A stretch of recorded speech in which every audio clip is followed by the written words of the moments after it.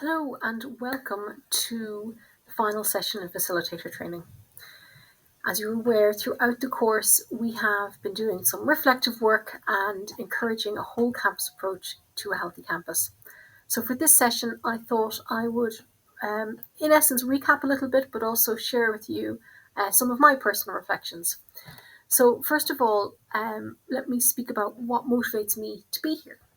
I do feel that a whole systems approach is needed, and in essence, a systematic approach is going to be more effective than individual approaches. The evidence also supports this for the type of systemic problems that we're seeing in not only universities but in our culture as a whole. In order to address this, then, one of the most potent ways that I can play a role in being a change maker in this regard would be through teaching. Okay, so I think education and evidence would also suggest that education is quite powerful in this regard, and it's something that we can do. So as a facilitator for this course, I would ask you to reflect on your own motivation for wanting to roll out this course. Then essentially, I feel that education, understanding, and experience as well are keys to unlocking the potential of the systems-based approach. They're not the only keys, but education is one of them. And if we manage to educate enough people, because at the moment the Healthy Campus Initiative is growing in momentum across Ireland and abroad. But even from our stakeholder consultations, when we engage with what we consider to be key people involved in this process, some of them didn't really know about a whole systems approach, about why it's important to have different players involved, to have all players involved, or really what we were trying to achieve. And I empathise with that, and I completely understand it, because sometimes I question myself, what it will look like if we were to achieve what we're trying to achieve. But certainly one of the first steps in this is letting people know that we are trying to do something, that there is a movement underway, that this is what it's called, and there's several people involved, and that we have open arms for you to get involved too, and not only to choose to get involved, but that actually all of these players are important parts of the solution going forward. So yes, my contribution at the moment is creating a course to try and help spread the word and win buy-in, which we talked about a lot on the course. Unlocking the potential. I like to think of it as that. Can we integrate health into all campus activities? I like to think that in the future, health may be integrated into a lot of things without us even being aware, because it will have been normalised. We are there with some aspects of campus life and not in others, and that's okay. But to me, integrating it everywhere is not this huge big change in absolutely how we do everything. It's just almost an insidious insertion of even sometimes very subtle health promotion activities throughout our lives on campus. And I'll discuss a little bit later why campuses. Can health be normalised as a campus priority? Yes. I feel health can be normalised as a campus priority. I feel we are getting there. It certainly is in certain institutions. It can be in all. But what does that mean? It means more than mentioning it in a strategy. Sure, that helps. But it means a wave moving out across the campus of an appreciation that we're all trying to achieve something here. We're all trying to achieve it for the betterment of everybody. And that this could take various shapes, various forms, look different in different places, and that's okay.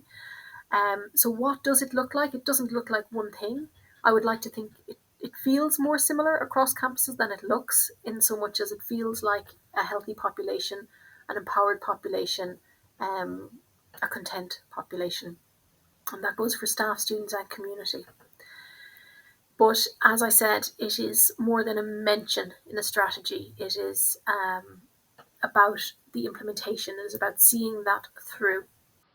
Can we leverage support from leadership and governance? How do we do that? So one of the big things we discussed on this course, and it came up a lot, was governance and leadership, and how that's really important to ensure a whole systems approach is effective. I stand by that. I agree with that. How do we do it? And one of the ways we do it is, again, through courses like this, where we let people know, look, this is happening. There's a movement behind this, the support behind this. This is something that is gaining momentum, is good, and has a structure to it, and is achievable. So that's this course, and generally the education and the messages that emanate from it, whether or not people take this course or not, starting to get those messages out. That is one of the ways that we can ensure sustained support from leadership and governance. What will the results of a successful healthy campus look like for you? And is it similar to what your colleagues envisage? This is a question I struggle with. I don't know what it looks like. I think it's going to look different across different institutions, but I want to find out. And I think that's the big driver. I believe that it can happen. I struggle to imagine it in an environment greater than a campus, but I feel like it is achievable on a campus, and that's where the real potency of something like the Healthy Campus Initiative lies. We know we need societal changes, we know we need planetary changes, and that can be very daunting. It can seem impossible. But campus changes are achievable, and that doesn't seem impossible. So I see the Healthy Campus movement as an achievable first step to finding out what a sustainable, healthy life and community can be and what it can achieve.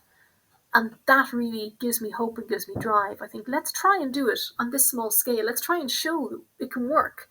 Let's try and show that we can collaborate for better, that we can, engage and support each other for health, that we can achieve an environment, a culture that is conducive to sustainability and to human thriving.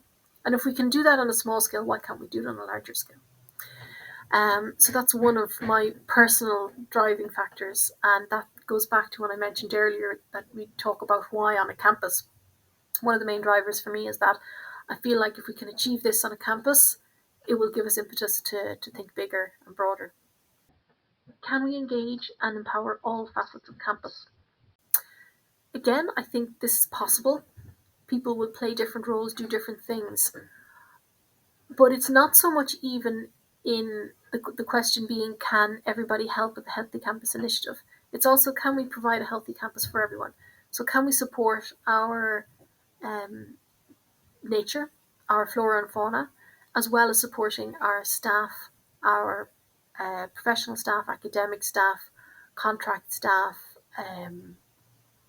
all the different volunteers that come in and out of universities, and students. Can we do that? And can we enable them all to benefit from the movement that we're working on?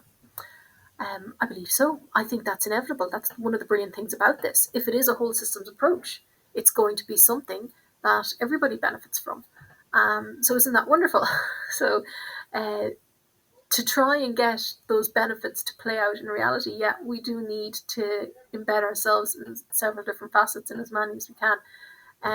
But the gains can be reaped then. So I do believe that. Can we manipulate our environment and culture for health? I find this the low-hanging fruit. I think this is the easy pick. I think yes. We can manipulate our environment. We created it. We can manipulate our culture. We created it. These are human things. Buildings, even where trees are, that is something we can control. A culture, bit harder, but yes, we can do that. So I think these are achievable outcomes, and there's difficult obstacles in the way for sure, but I believe that we can manipulate our environment and culture.